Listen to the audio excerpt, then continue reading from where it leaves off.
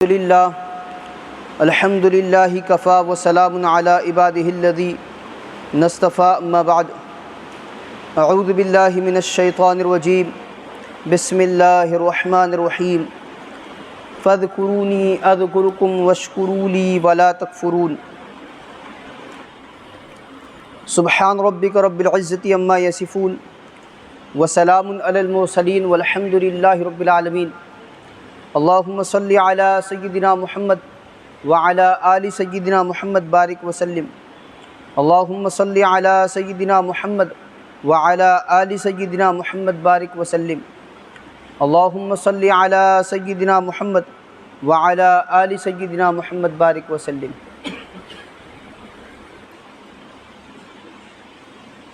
تو اگر نواز دے تو تیرا کرم ہے، ورنہ تیری رحمتوں کا بدلہ میری بندگی نہیں ہے۔ معزز سامعین کرام، ملت اسلامیہ کے عزیز نوجوان و بزرگان ملت، اللہ جل جلالہ عما نوالہ نے بے شمار نعمتیں ہمیں دے رکھی ہے۔ اتنی زیادہ نعمتیں ہیں کہ ہم گننا بھی چاہیں تو گن نہیں سکتے۔ قرآن عظیم الشان میں اللہ تبارک و تعالی ارشاد فرما رہے ہیں وَإِن تَعُدُّوا نِعْمَتَ اللَّهِ لَا تُحْصُوهَا، کہ تم اگر اللہ کی نعمتوں کو گننا بھی چاہو تو گن نہیں سکتے۔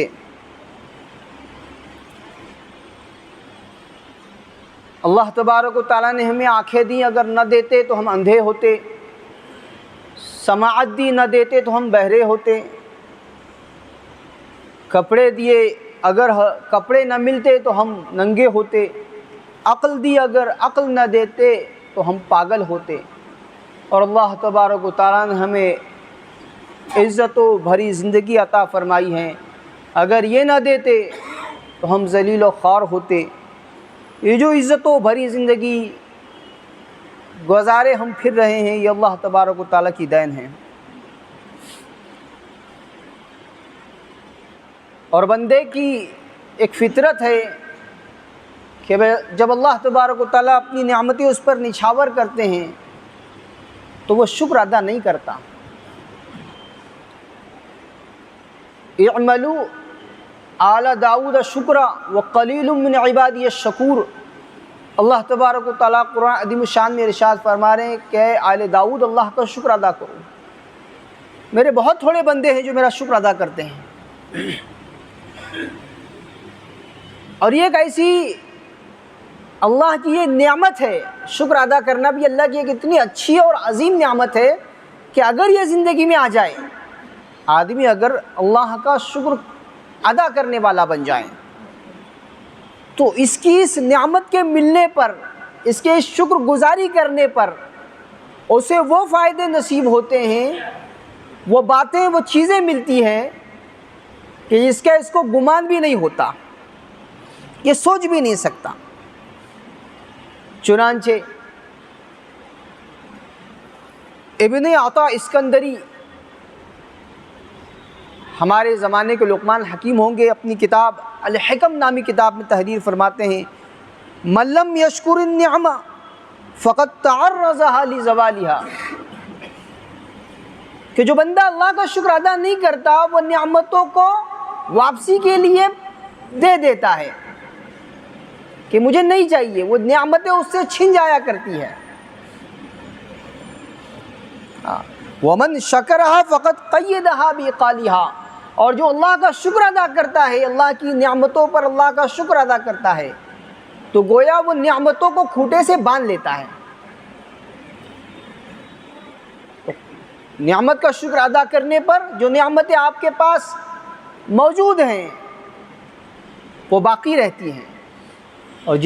جو نعمتیں اب تک آپ کو ملی نہیں ہیں، نصیب نہیں ہوئی ہے، وہ نعمتیں آپ کو حاصل ہو جاتی ہیں۔ اس لیے بزرگان دین فرماتے ہیں شکر قید الموجود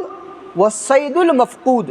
کہ شکر ادا کرنا موجود نعمتوں کو قید کرنے والی اور جو نعمتیں اب تک ملی نہیں ہیں ان کو شکار کرنے والی چیز ہے۔ اگر آپ اللہ کا شکر ادا کرتے رہیں گے کہ جو نعمتیں اللہ تبارک و تعالیٰ کی اب تک آپ کو نصیب نہیں ہوئی ہے وہ نعمتیں مل جائے گی، اور جن نعمتوں سے اللہ تبارک و تعالیٰ نے آپ کو نوازا ہوا ہے، عطا کیا ہوا ہے، وہ نعمتیں آپ کے پاس محفوظ رہے گی۔ ان گنت نعمتیں ہیں جو اللہ تبارک و تعالیٰ کی ہم پر نچھاور ہو رہی ہیں۔ بعض مرتبہ تو ہمیں تصور بھی نہیں ہوتا، ایسی ایسی نعمتوں کو ہم اللہ تبارک و تعالیٰ کی اس سے مستفیض ہوتے رہتے ہیں، فائدہ اٹھاتے رہتے ہیں۔ چنانچہ حضرت پیر ذوالفقار نقشبندی دامت برکاتہم فرما رہے، ہمارے یہاں ہمارے گھر ایک مہمان آئے، شاکل آدمی تھے، عبادت گزار بندے تھے۔ رات کے کھانے سے فارغ کرا کر وہ بیٹھے رہے۔ ہم نے سوچا کہ تھوڑی دیر بیٹھ کر ذکر کر لیں گے، اس کے بعد لیٹ کر سو جائیں گے۔ ہم چلے گئے۔ صبح آ کر ہم نے دیکھا تو وہ بیٹھے بیٹھے سو رہے ہیں، لیٹے نہیں ہیں۔ ہم نے ان سے معلوم کیا تو وہ کہنے لگے، اللہ تبارک و تعالیٰ نے حضرت انسان کی باڈی میں ایک وال رکھا ہے جس کو نان ریٹرن وال کہتے ہیں، کہ آدمی جب کھانا کھاتا ہے تو کھانا منہ کے راستے سے واپس نہیں آتا، چاہے وہ الٹا ہو جائے۔ کھا کر اگر آدمی الٹا بھی ہو جائے، دونوں پیر اوپر منہ نیچے، تب بھی کھانا واپس نہیں آئے گا، کیونکہ یہ جو وال ہے، یہ وال اس کو واپس نہیں آنے دیتا۔ اور گزشتہ 8 سالوں سے میرا وہ وال لک ہے، میں کھانا کھا کر بیٹھا ہوں تب تک تو ٹھیک، جیسے ہی میں لیٹتا ہوں وہ کھانا منہ کے راستے سے واپس آ جاتا ہے۔ حضرت فرما رہے ہیں کہ ہم نے تلاش کیا تو معلوم ہوا کہ بہت ساری اللہ تبارک و تعالیٰ کی مخلوق ہے جو لیٹ کر سونے کی نعمت سے محروم ہیں۔ چنانچہ زراف کو دیکھا کہ وہ ٹہنی پر اپنی گردن کو لٹکائے کھڑے کھڑے سوتا ہے، بندر بیٹھے بیٹھے سوتا ہے۔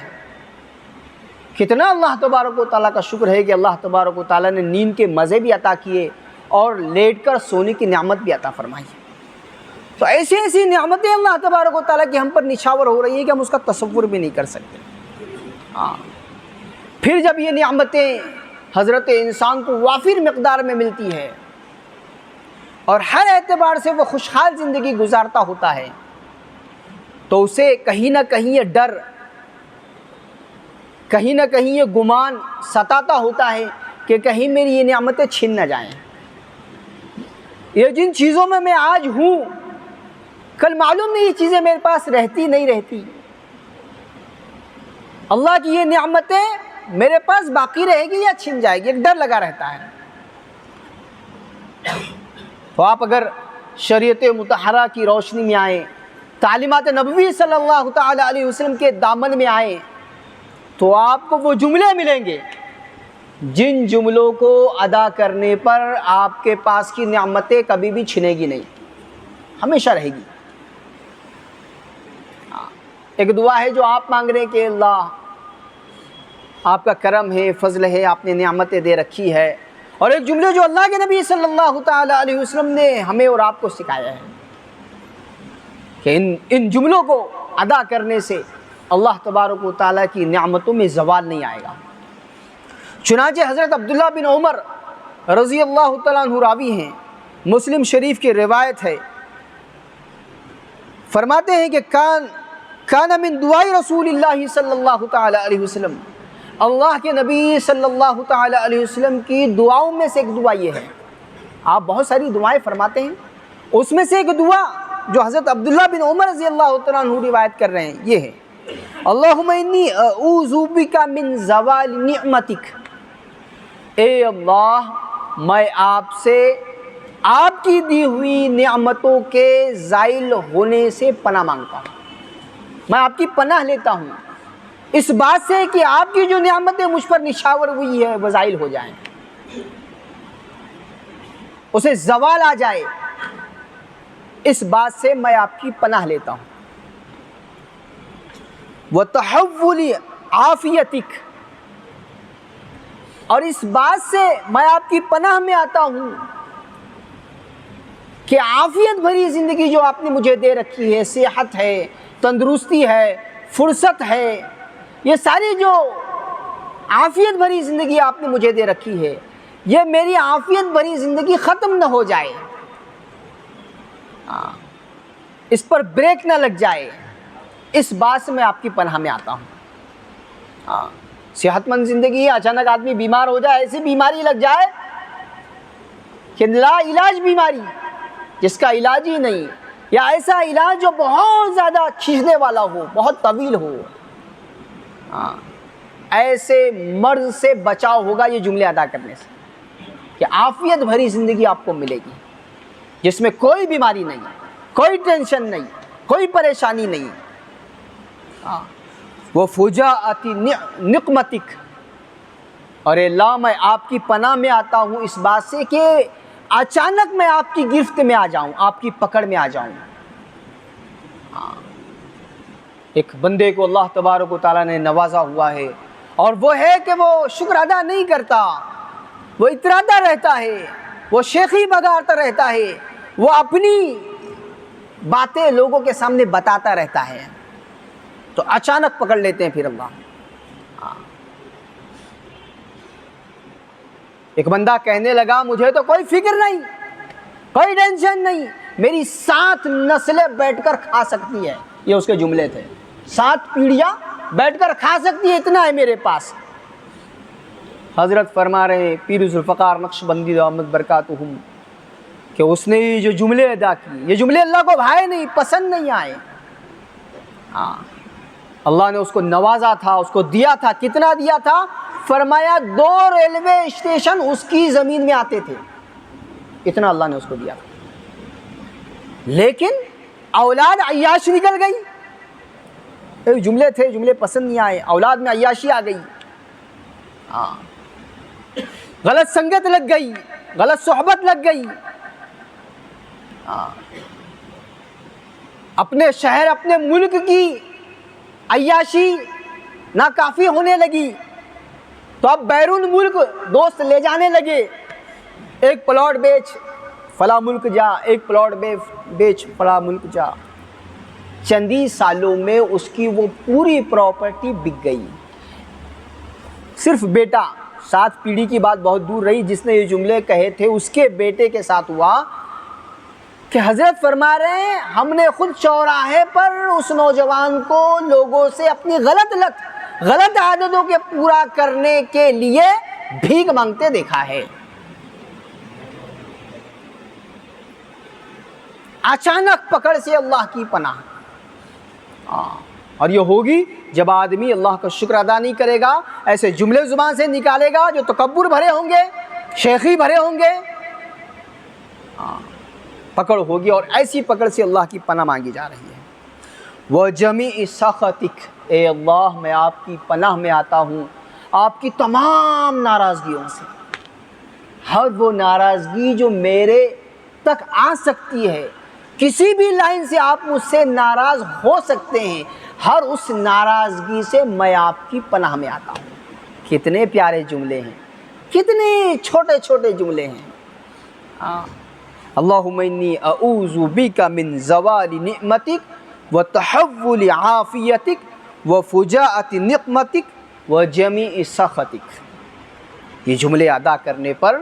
اللہ تبارک و تعالیٰ کی جو نعمتیں آپ پر نچھاور ہو رہی ہے، جن نعمتوں کے ساتھ آپ زندگی گزار رہے ہیں، شکر کے ساتھ ان جملوں کو ادا کیجئے، نعمتیں ہمیشہ باقی رہے گی، خوشحال زندگی آپ ہمیشہ گزار پائیں گے۔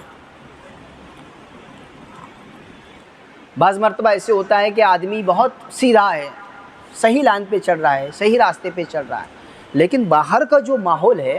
باہر کے جو لوگ ہیں، وہ